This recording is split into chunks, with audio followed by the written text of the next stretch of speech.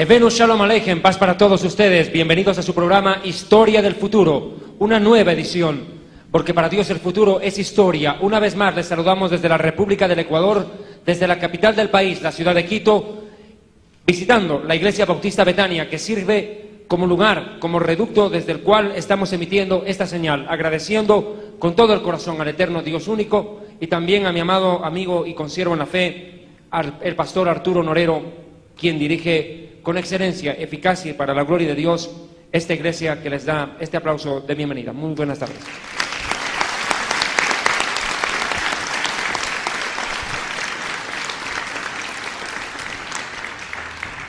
Prosiguiendo con esta serie de temas acerca de los conflictos en el Oriente Medio, ayer habíamos hablado, en una anterior oportunidad, sobre el pueblo filisteo, su implicancia, desarrollo histórico y finalmente su extinción en la historia. Pero hoy por hoy el mundo vive aterrorizado con un nivel de terrorismo de un nivel impresionante. Y el principal país víctima de este terrorismo, sin duda alguna, es Israel. El Medinat Israel, el Estado de Israel, quien a diario, desgraciadamente, es víctima de una serie de atentados terroristas de una implicancia y una gravedad cada vez mayor. Amados hermanos, yo quiero hacer una lectura a las declaraciones de uno de los líderes terroristas más salvajes que en el mundo de hoy existe. Es el líder del grupo Hezbollah en el Líbano, Nasrallah, así es como él se llama, Nasrallah. Hizo una declaración que yo quisiera tomen en cuenta ustedes, a mis amigos en Latinoamérica y en el mundo que miran esta señal de Historia del Futuro. Dice: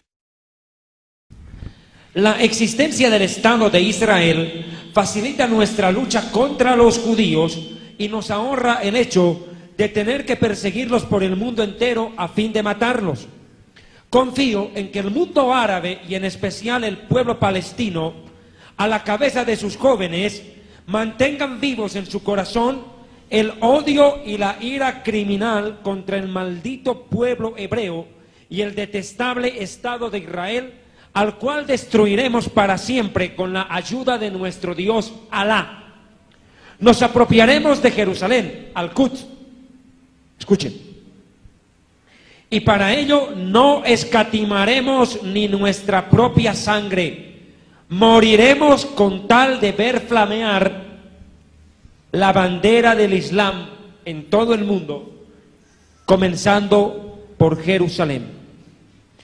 Hermanos, el mundo palestino, del cual hablé en un programa anterior, que no tiene nada de descendencia genética con los filisteos bíblicos, eso ya está claro, pero ha asumido una posición política que se circunscribe a una razón religiosa. Cuesta entender para países como Estados Unidos de Norteamérica, que dice ser un paladín de la democracia, y sus líderes que prácticamente se creen los policías del mundo, tratan de imponer en el mundo islámico una democracia occidental, pero no entienden los líderes occidentales, no solo de Estados Unidos y de la Unión Europea, y tal vez usted mismo, no entienden que para el árabe y para el islámico practicante, la política no es tan importante como la religión. El musulmán no ama ni entiende la democracia. Para él eso es una herejía. Para ellos sus gobiernos tienen que ser religiosos. Y un gobierno religioso se convierte en una teocracia. Ellos entienden que el gobernante debe ser designado por su Dios Alá. Y que ese gobernante debe creer en Mahoma como profeta y en el Corán como libro de verdad. El que no cree en eso no puede gobernarlos. Y si es que cree en ello, tiene que gobernar como el Corán manda. ¿Pero qué manda el Corán? ¿Por qué tanto conflicto religioso en el mundo si precisamente la religión debería traer paz? Esa es la pregunta. La religión musulmana está enfrentada hoy en día no solo a la religión judía o al pueblo judío. Veremos que a lo largo de la historia el Corán también hizo declaraciones tremendas sobre el cristianismo. Y hoy en día en la cachemira entre India y Pakistán no son musulmanes y judíos los que se enfrentan, sino musulmanes e hinduistas, para demostrar que la pelea de los musulmanes por conquistar el mundo con su religión no se circunscribe a destruir a Israel, sino a abarcar el mundo entero. Miren, hermanos, yo entiendo algo claro de la declaración de Nasrallah. Para ellos la desaparición de Israel es la razón de su existencia al momento. Mientras no conquisten y hagan desaparecer a Israel, sentirán que su Dios y su religión y su fe no son lo suficientemente fuertes como ellos creen. Hermanos, en el Oriente Medio, quiero que me comprendan esto, el 99% de la tierra la poseen los árabes. 99% de la tierra está en manos árabes. Solo el 1% de ese territorio lo tiene Israel. Y ahora puede entender semejante guerra. 99% contra 1. Rompe las leyes de la lógica más básica. Entienda que una astilla es muy pequeñita, pero Israel es una astilla en el ojo del mundo musulmán. Y una astilla en el ojo molesta, hace lagrimear y hace doler. Para ellos, Israel es una astilla en sus ojos. Y los musulmanes están dispuestos, los grupos terroristas del Oriente Medio, más claro, prefiero usar ese término, grupos terroristas del Oriente Medio, están dispuestos no a quitarse la astilla del ojo, no. Ellos están dispuestos a arrancarse el ojo con tal de sacarse la astilla. Para ellos morir matando, y más aún si es a un judío, vale doble. Es una entrada directa al paraíso. Morir matando les da la posibilidad de acceder, en el caso de los varones, a 70 mujeres vírgenes. El paraíso. La gloria. Y en la tierra, quedar considerado como un santo ante sus congéneres y sus cofeligreses. Convertirse en un santo. Un alguien digno de imitar, porque fue capaz de morir matando por amor a su Dios. Hermanos, Israel ha escuchado declaraciones terribles, que ponen en tela de juicio el derecho a existir del pueblo hebreo por parte de los líderes islámicos. Vamos a detener un tanto las imágenes para que los hermanos atiendan a la explicación, y cuando fuere necesario, seré yo mismo quien me vea en la necesidad de pedir las imágenes. Amados hermanos, el mundo árabe, y en especial sus líderes más radicales, tienen un objetivo: conquistar Jerusalén, la ciudad sagrada, sí, pero más allá de eso, es acabar con el pueblo judío. Una declaración que a mí me sorprende es la que hizo en alguna oportunidad el anterior presidente árabe de la República Árabe de Túnez. Me refiero a Habib Bourguiba, que dijo: la única manera de destruir a Israel es por medio de la paz y del engaño, no escatimaremos. O Hosni Mubarak, actual presidente egipcio, dijo: todo acuerdo de paz con Israel se caerá cuando los ataquemos por sorpresa. Imagínense. O Amin al-Hudwawi, ministro de Defensa de Egipto, dijo: la guerra con Israel es una certeza y estamos listos. Ellos son el enemigo a destruir. Nunca habrá paz con los judíos. Nunca. Ellos son judíos y por tanto son basura. Imagínense. O, por ejemplo, una declaración en Cairo, Egipto, en 1994, líder de la OLP, uno de los líderes, Farouk Kadumi: todo el mundo debería saber que nunca renunciaremos ni a un solo grano de arena en favor de Israel. No descansaremos hasta que aniquilemos a Israel. O por ejemplo esta, de Yasser Arafat: musulmanes, estoy seguro que Israel al final será destruido y que sus ciudades serán para botín, y Jerusalén por fin será nuestra, solo nuestra, y ella será la capital de nuestro anhelado Estado palestino. O el rey Hussein, nieto de Abdullah, en 1981 declara: la verdad es que Jordania es Palestina, y Palestina en sí misma es Jordania y no otra. Esto demostrando algo que explicaré más adelante, que Palestina no es otra cosa que Jordania, ¿no? No es otra cosa que Jordania, porque Estado palestino no existe, ni pueblo palestino. Son jordanos que ahora se llaman palestinos. Esos son jordanos. Mira, hermano, las declaraciones contra Israel han ido subiendo de tono unas tras otras. Yo quiero explicar, o tratar de hacerlo, y de entender lo que realmente pasa en el Oriente Medio. 4000 años de guerra no han servido para que el mundo entienda qué pasa entre árabes y nosotros los judíos. Qué tremendo enredo. Hermanos,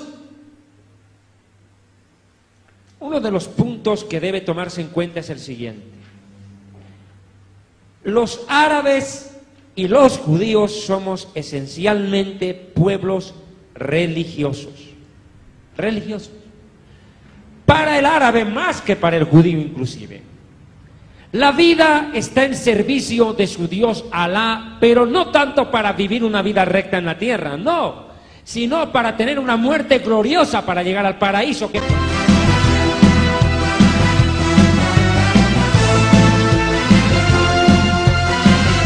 ¿En qué cree el pueblo árabe? ¿Cuál es la religión? La religión que más crece en el mundo, precisamente. El Islam. La religión islámica ha alcanzado hoy por hoy 1.200 millones de seguidores en el mundo. 1.200 millones de seguidores.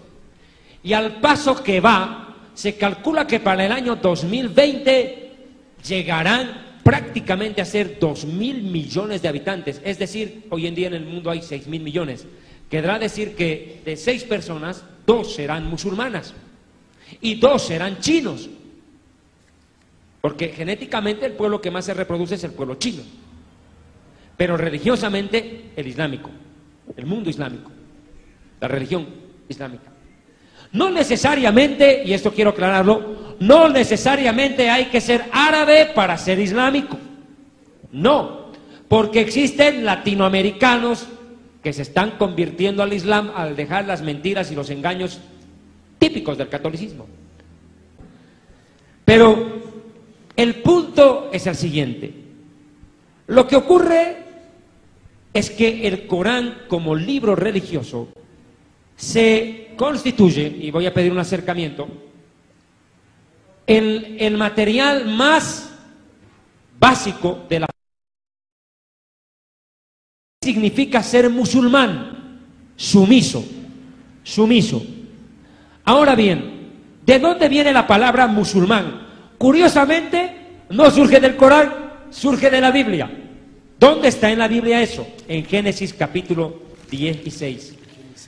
16 del Génesis. En Génesis capítulo 16, y ya lo habíamos explicado en su debido momento en un anterior tema, se habla de Agar la egipcia escapando de la ira y el enojo de Sara, la mujer de Abraham. En Génesis capítulo 16,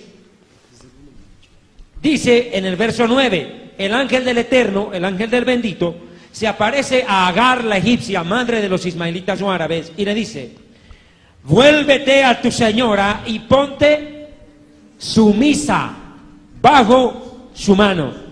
La palabra sumisa en el árabe es musulmán. Acá le manda a estar bajo la sumisión de Sara.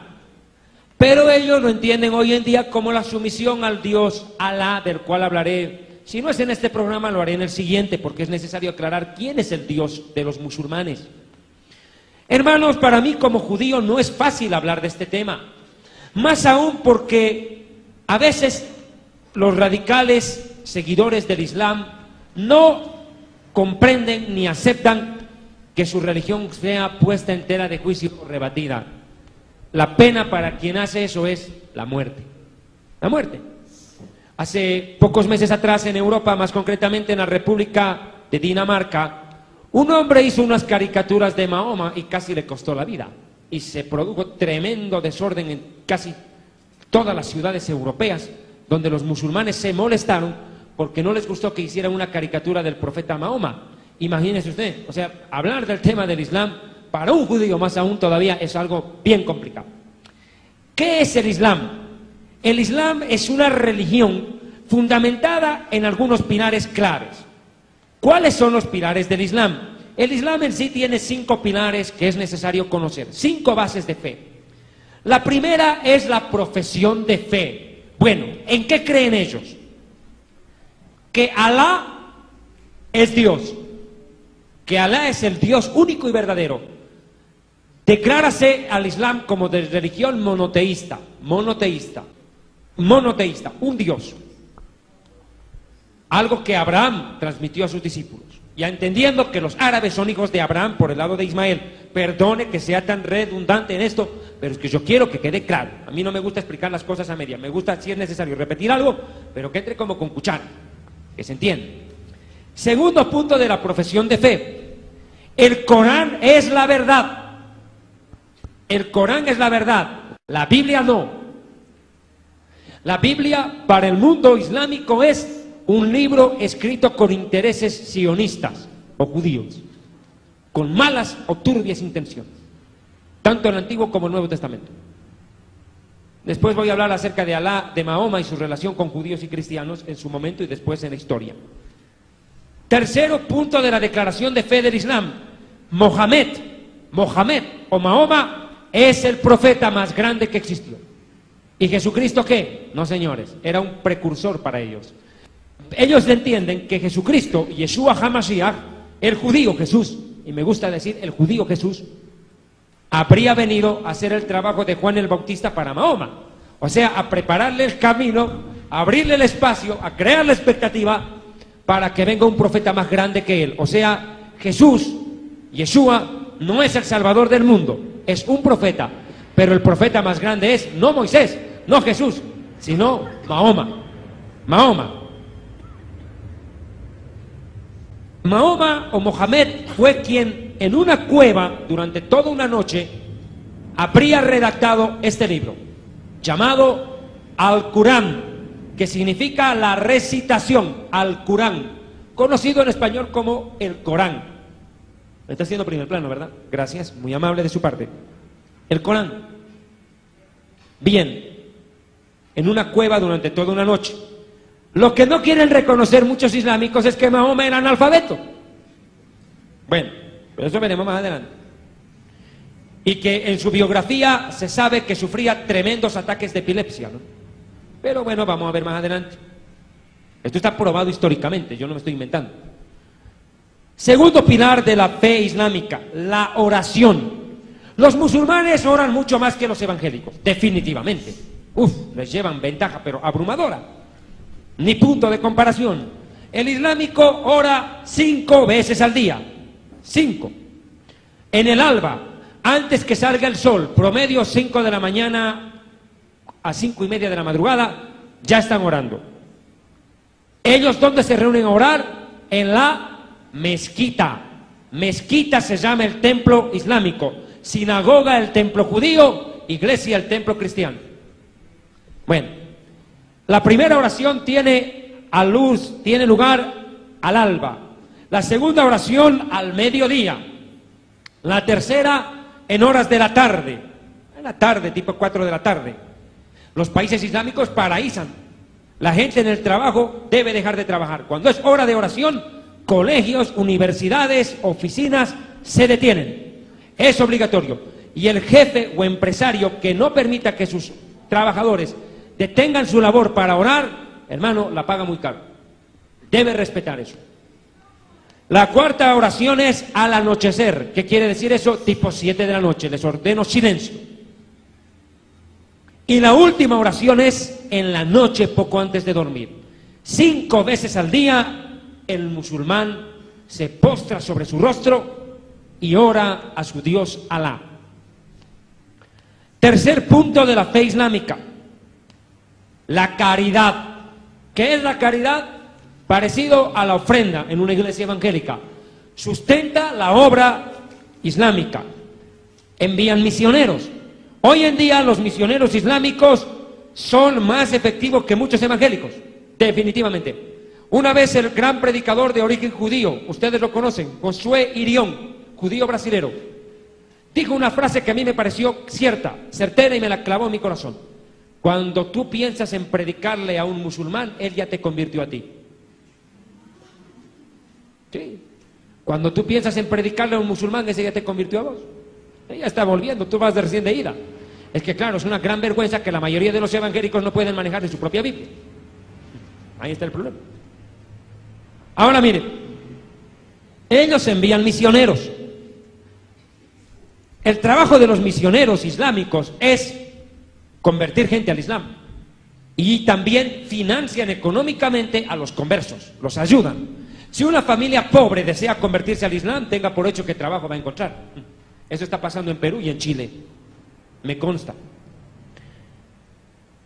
Cuarto punto de la fe islámica, el ayuno del Ramadán. Esto es muy conocido. El ayuno del Ramadán son 30 días en los cuales los musulmanes se abstienen de tener relaciones sexuales y de alimentarse como comúnmente lo hacen. Aunque en la noche, después de la oración de las 7 de la noche, ellos consumen fruta y toman líquido, algo muy liviano, y vuelven al ayuno. Otra vez se retoma.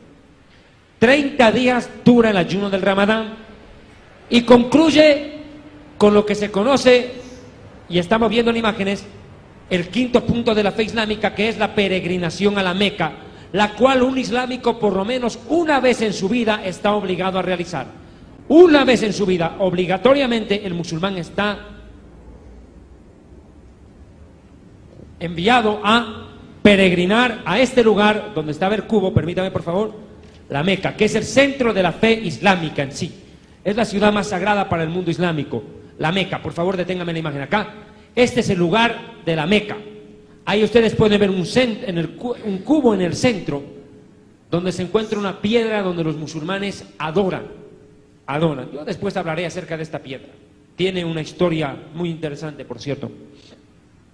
Según creen, Abraham e Ismael construyeron ese lugar. Abraham e Ismael en persona lo construyeron. La Biblia dice que nunca construyeron templos. Dice que levantaron altares en honor al Dios de Israel. Pero bueno, es otra cosa. Ahora, este es el quinto punto, la peregrinación a la Meca. Pero yo tengo que hacer notar el sexto punto. El sexto punto que muy pocos entienden que existe, o no le dan tanta importancia, pero que hoy se ha convertido tal vez casi en más importante que el de la caridad.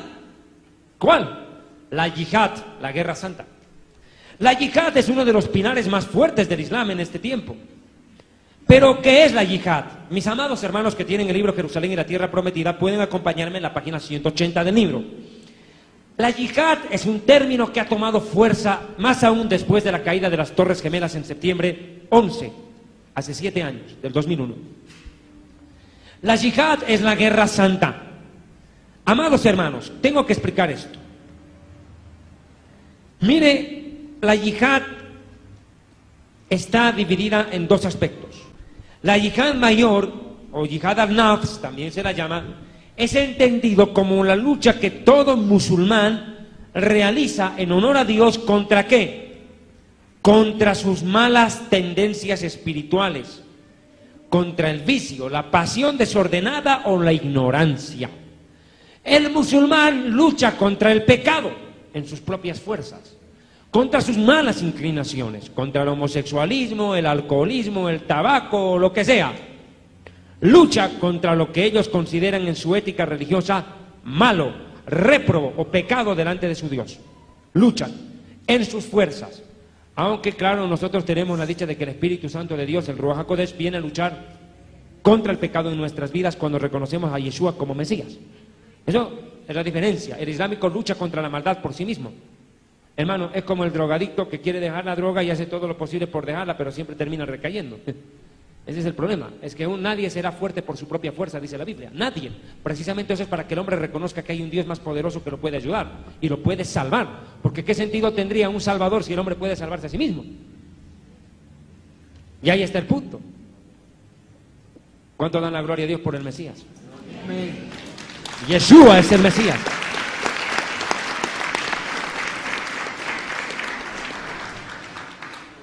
Y nuestro consolador y ayudador es el Ruach HaKodesh, el Espíritu Santo.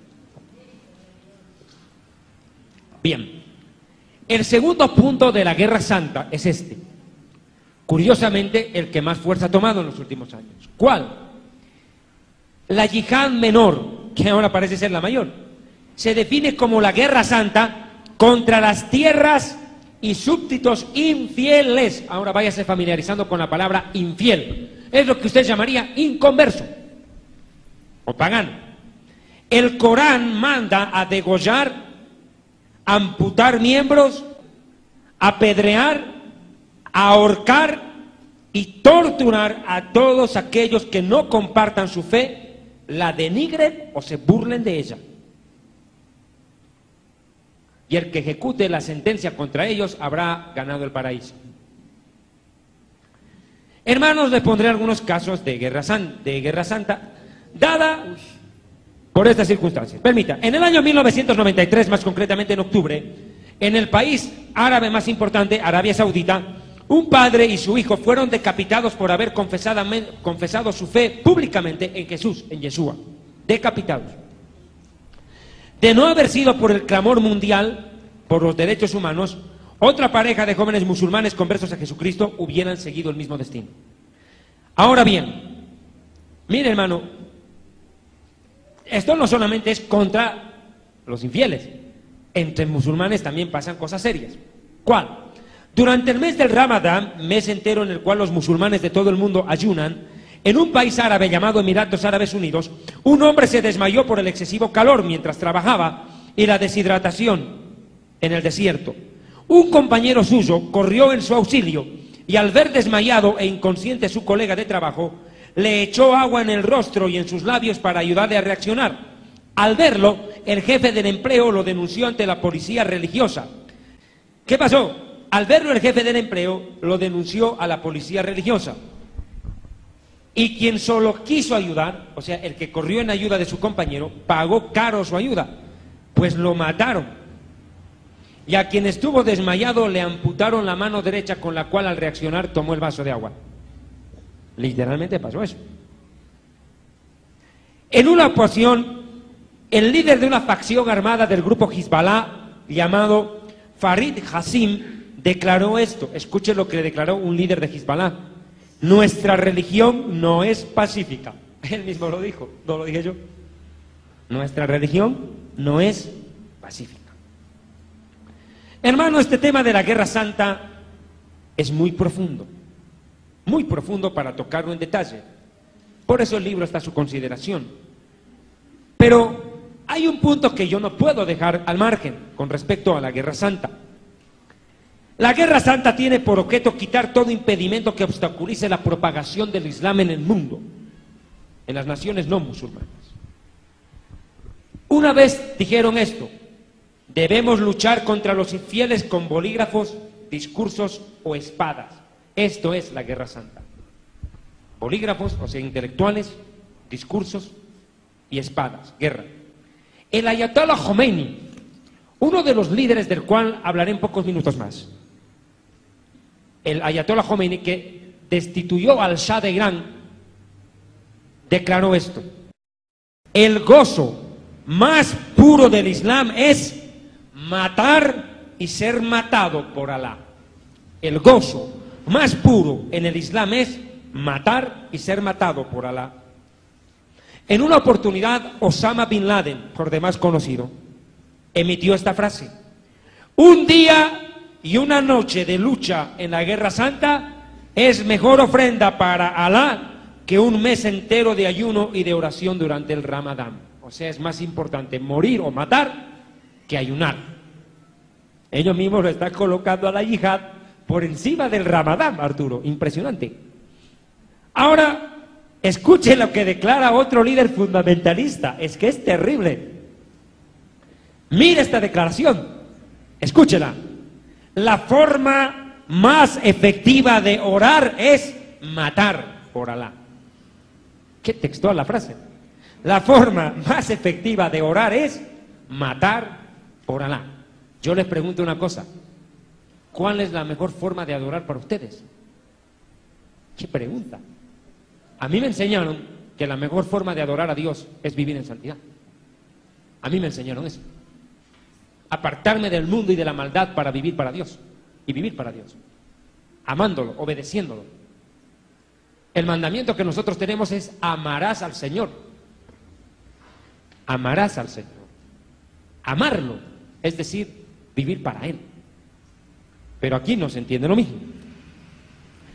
Mire, según ellos, escúcheme, 70 doncellas o jurís vírgenes de ojos oscuros, que son eternamente bellas y vírgenes, enseguida voy a explicar esto, son la recompensa en el cielo para cada creyente que mata o muere por Alá.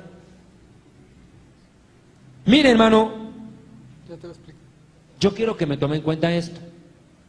Una vez le preguntaron a un líder islámico, imán se los llama a ellos, sería el equivalente a sacerdote, pastor o rabino. Bueno, le preguntaron cómo es posible que el Corán enseñe que 70 mujeres eternamente vírgenes estarán para cada hombre en el paraíso, si la virginidad se la pierde en una noche. Nunca pudo responder. Yo lo dejo ahí en puntos suspensivos. El Corán, en la surra 118, el Corán está dividido no por capítulos sino por surras. En la surra 18, parte final de la página 181 de mi libro, habla de la recompensa para los que mueren matando en la guerra santa. Dice: y di, la verdad viene de nuestro Señor, versículo 29, quien crea, que crea quien quiera, quien no quiera, que no crea. Hemos preparado para los impíos un fuego cuyas llamas descrecerán. Si piden socorro, les socorrerá un líquido como el de metal fundido que les abrasará el rostro. Mala bebida y mal lugar de descanso. Quienes en cambio crean y obren bien, no dejaremos de remunerar a quienes se conducen bien. Para ellos están los jardines del Edén, por cuyos bajos fluyen arroyos. Se les adornará allí de brazaletes de oro, se les vestirá de satén y de brocados verdes, estarán allí reclinados en divanes. ¡Qué agradable recompensa y qué bello lugar de descanso! Los divanes eran lugares donde acostumbraban los musulmanes a practicar sus relaciones sexuales con sus harén, ¿no? Ya está claro, buen entendedor, aquí pocas palabras. Pero la Biblia tiene un punto de vista muy diferente al cielo. Si tal vez para el islámico llegar al cielo es un lugar de lujuria y de placer sexual, donde el harén en la tierra es reemplazado por un harén en el cielo. Harén quiere decir muchas mujeres, porque son polígamos los líderes religiosos islámicos, en su gran mayoría, y el Corán dice que un hombre puede y tiene derecho a 4 mujeres si las puede mantener. La Biblia no enseña eso. A mí en la Biblia me enseña que en el cielo no se casan ni se dan en casamiento. Nadie va a vivir en pareja, o sea que allá en el cielo no van a tener suegras. Por eso es paraíso, pues. De lo contrario sería infierno, pues. Oye, allá tu esposa va a ser tu hermana. Mire, entonces allá es un lugar de adoración a Dios. No es un lugar de promiscuidad. Ahora mire, Mahoma en el siglo VII dijo esto. Mohamed dijo: las espadas en la guerra santa contra los enemigos e infieles al Islam son la llave para entrar en el paraíso. ¿Qué tal? Hoy en día, la palabra espada yo la tendría que transformar en bomba o revólveres. Entonces, las bombas en la guerra santa son las llaves para entrar al paraíso. Ahora puede entender por qué tanta gente muere matando en el Islam.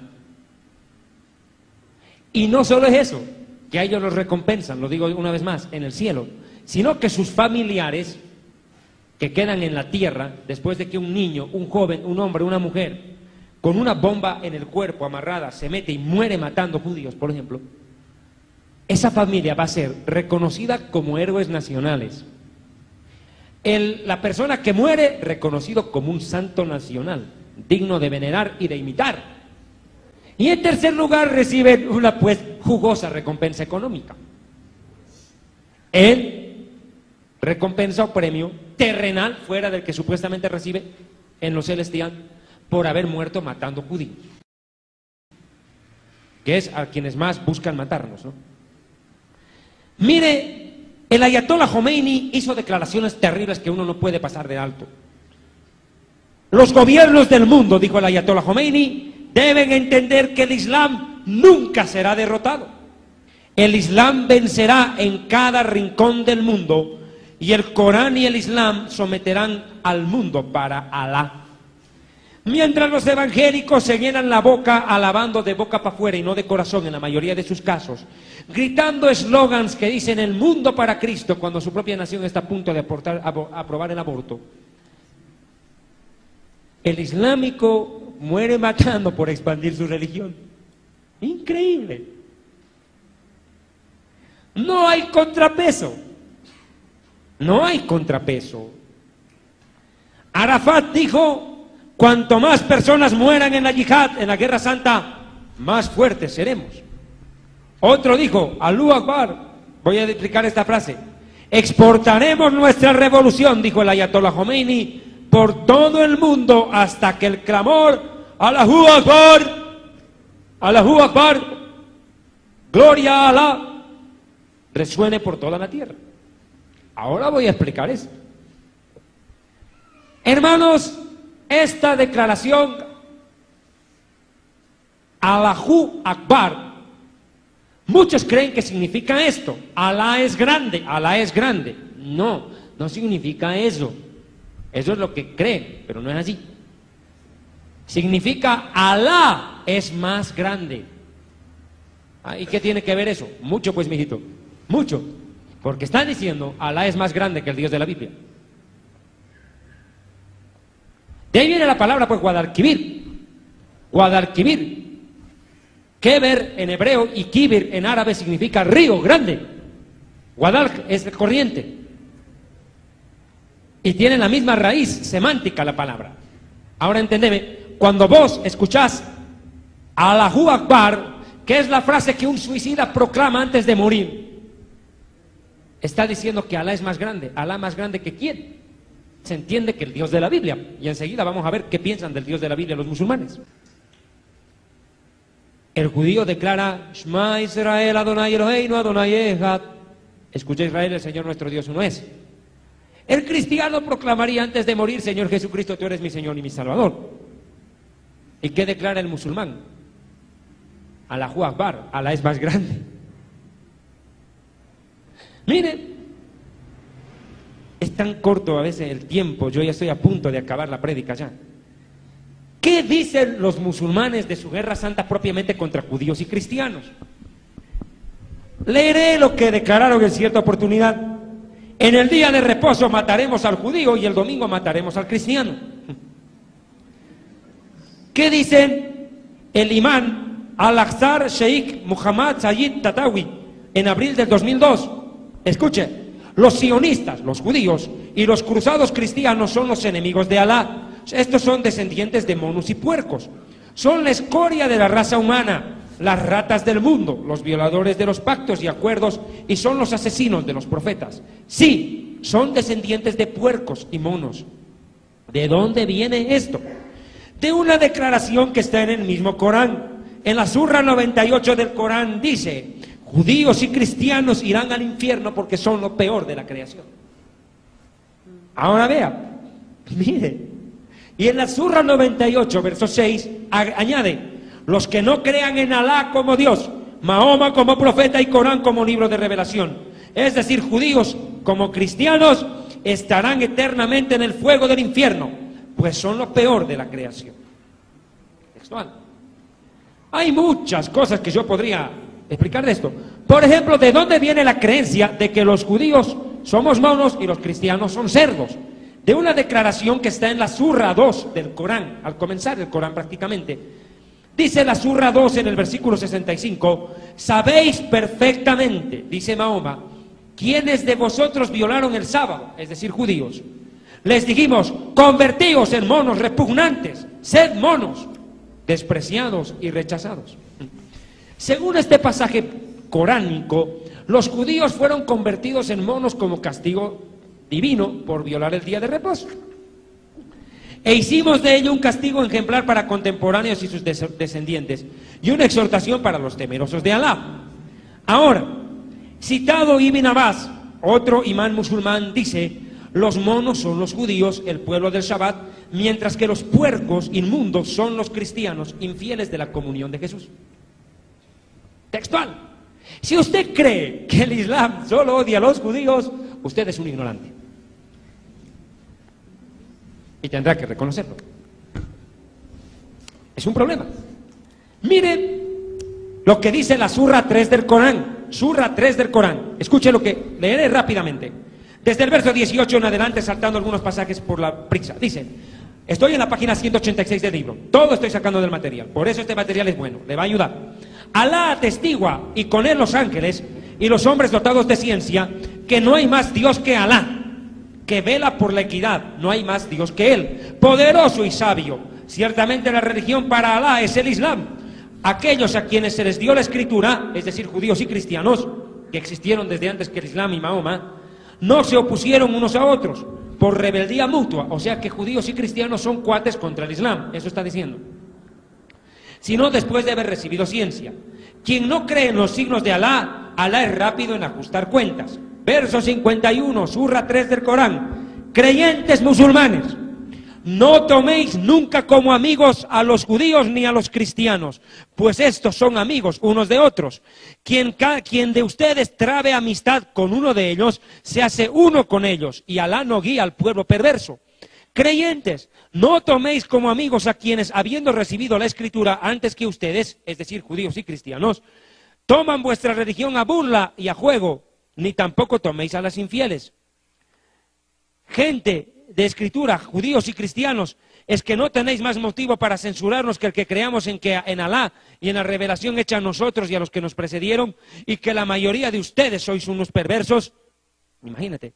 Aquí está la declaración, ¿cuándo es que los cristianos se vuelven cerdos? Escuchen, las Surras 3:60.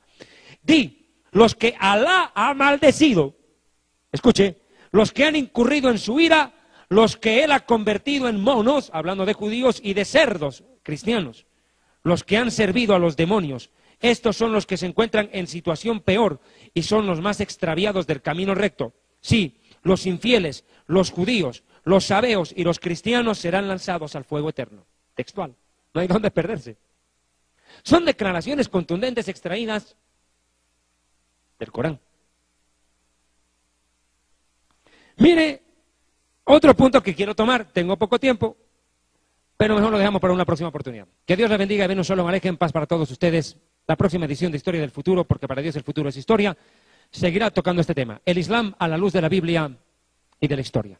Toda Rabá, muchas gracias. Permítanme, por favor, hacer uso de unos minutos más de este su programa. מאמין, אני מאמין באמונה של מה